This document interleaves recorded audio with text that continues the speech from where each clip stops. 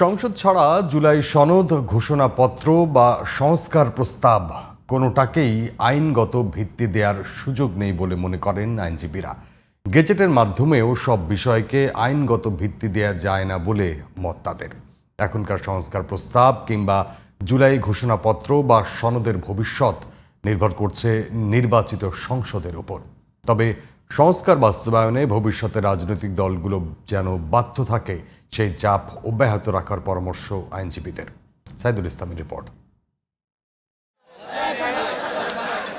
July August ছাত্র জনতার আন্দোলন ও গণ অভ্যুত্থানে শেখ হাসিনা সরকারের পতনের পর থেকেই আলোচনায় আসে জুলাই ঘোষণাপত্র। ঘোষণাপত্রের দাবিতে আন্দোলনও করে আসছে গণ অভ্যুত্থানের সাথে সম্পৃক্ত বেশ কয়েকটি সংগঠন। বিষয়টি নিয়ে দীর্ঘদিন আলোচনা হয় জাতীয় ঐক্যমত্য কমিশনের বৈঠকে।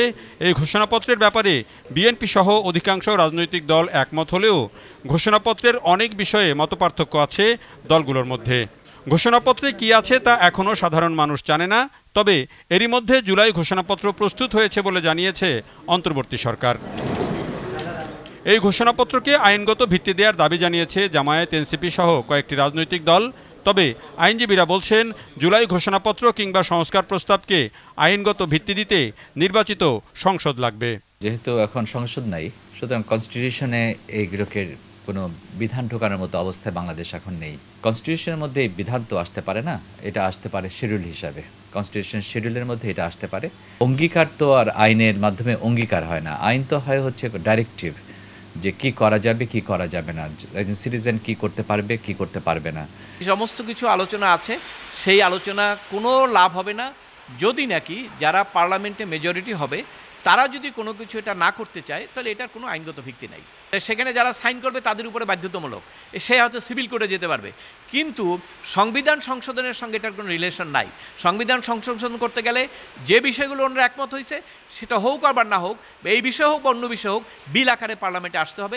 গেজেটের মাধ্যমে সব বিষয়কে আইনগত ভিত্তি দেওয়া যায় না জানিয়ে আইনজীবীরা বলছেন, জুলাই ঘোষণাপত্র বা সংস্কারের ভবিষ্যৎ নির্ভর করছে যারা সরকার গঠন করবে তাদের ইচ্ছার উপর। গেজেট হলো একটা ল হলো একটা লর এনফোর্স থাকতে হবে। ল হলো আপনার ধরেন সরকারের সঙ্গে যদি কোনো চুক্তি হয়, সেটা গেজেট হতে পারে।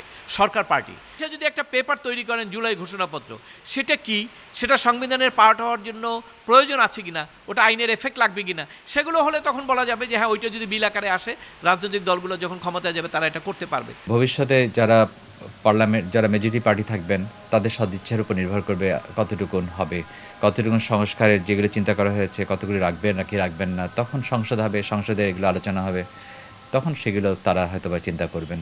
সংসদের বাইরে তো কোনো সুযোগ নেই, সংসদের বাইরে তো কোনো সুযোগ নেই।